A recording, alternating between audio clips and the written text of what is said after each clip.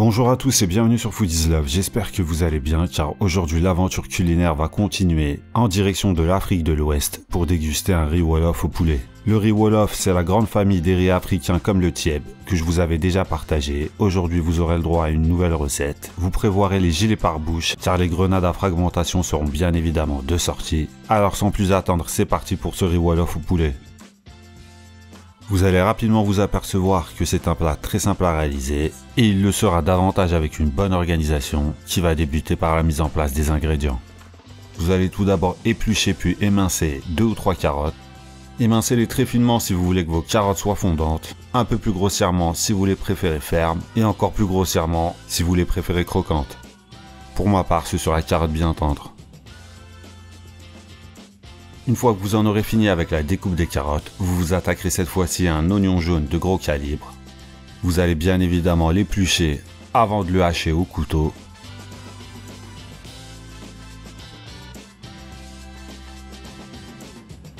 Pour finir par le réserver avec les carottes. Vous prévoirez également quelques morceaux de poulet comme des cuisses ou tout simplement des hauts de cuisse ou bien même des pilons en quantité nécessaire selon le nombre de bouches que vous aurez à nourrir. Du poulet que vous allez mettre en warning sur la bande d'arrêt d'urgence quelques minutes, le temps de préparer expressément une sauce à base de 400 g de tomates concassées, des tomates que vous placerez dans votre blender ou dans votre hachoir électrique. À vos tomates vous ajouterez un oignon rouge.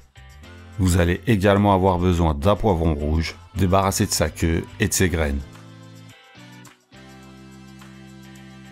Vous allez maintenant armer la sauce avec une grenade habanero que vous penserez bien à dégoupiller.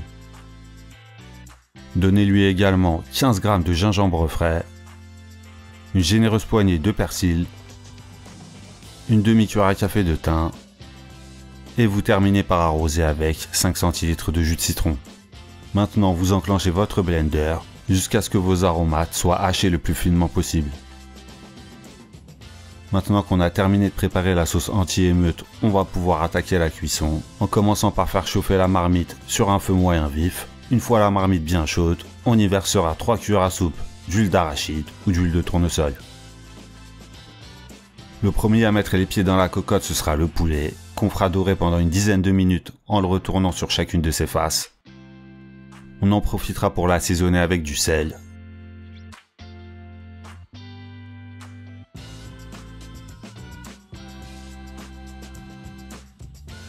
Au bout d'environ une dizaine de minutes, lorsque votre poulet aura obtenu une belle coloration, vous pourrez procéder à son évacuation.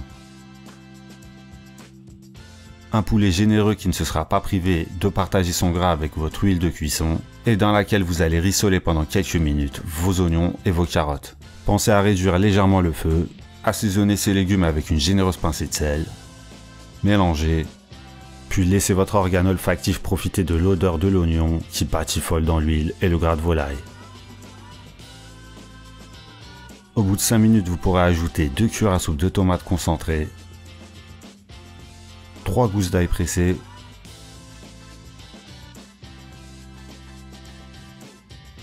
une cuillère à café de curcuma, une demi-cuillère à café de coriandre, une demi-cuillère à café de cumin et un quart de cuillère à café de poivre. On arrose avec 3 cuillères à soupe d'huile d'arachide ou d'huile de tournesol. Puis on mélange toujours sur feu moyen. On va faire cuire la tomate mélangée aux épices et aux aromates pendant environ 5 minutes, en prenant bien soin de mélanger très régulièrement pour que ça ne brûle pas. Et au bout de 5 minutes, on pourra verser dans la marmite la sauce lacrymogène. On la mélangera avec nos légumes et nos aromates.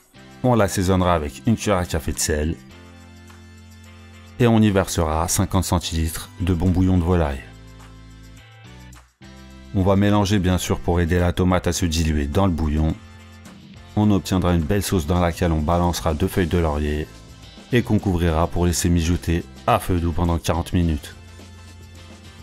40 minutes plus tard, vous pourrez découvrir votre sauce.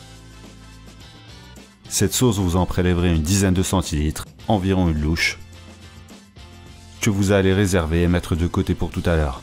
Vous allez maintenant verser dans votre sauce 300 g de riz basmati que vous aurez rincé plusieurs fois pour le débarrasser d'un maximum d'amidon. Bien entendu, la quantité de riz peut varier en fonction de vos besoins. Vous pouvez verser dans votre sauce 200 g de riz ou 400 g voire 500 g sans problème. Il faudra simplement adapter la quantité de bouillon en fonction de la quantité de riz. Pour vous aider, je vous ai mis quelques indications utiles concernant les dosages dans la description de cette vidéo. Vous les retrouverez avec la liste du reste des ingrédients. Après le riz, vous pourrez ajouter vos morceaux de volaille.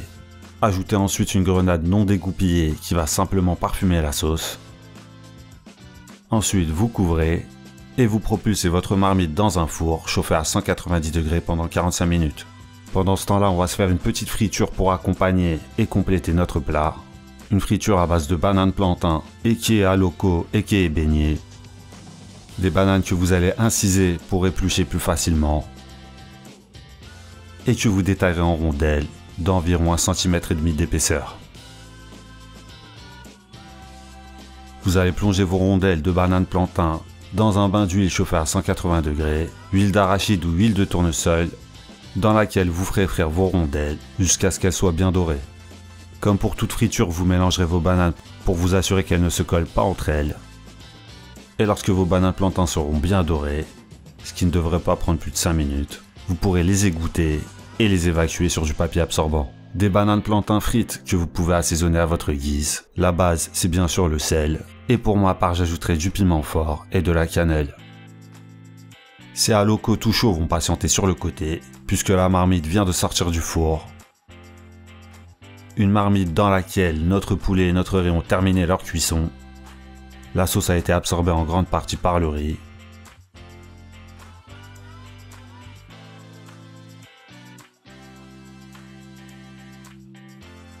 Juste avant de passer au service, le poulet ira se faire une petite beauté sous le gris du four pendant quelques minutes, positionné au milieu du four pour être sûr que le gris n'assèche pas la viande, juste ce qu'il faut pour rendre de nouveau la peau croustillante et pour caraméliser cette couche de sauce tomate qui s'est déposée sur le poulet.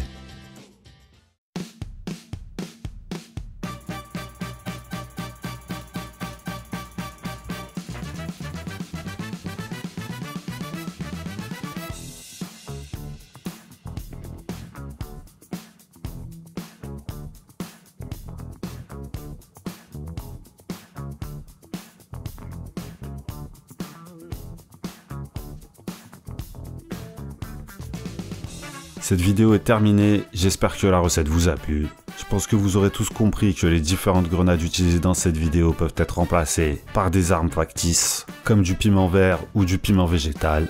Je compte aussi beaucoup sur votre index pour cliquer sur le pouce vers le haut. N'hésitez pas à laisser un commentaire et à revenir dans 3 jours pour une nouvelle recette. Ciao!